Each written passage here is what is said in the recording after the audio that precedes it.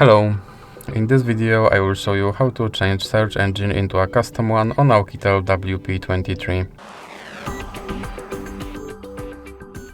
So you have to start with opening your internet browser, and now you have to go to your custom search engine website, and for this example I will use yep.com.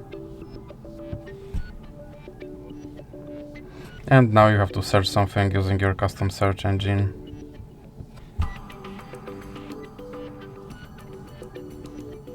Now click on the three dots icon, go to settings, and now click on search engine, and in recently visited you should have now yep.com option, so you can select that and then click back, and as you can see your search engine is now set to Yep.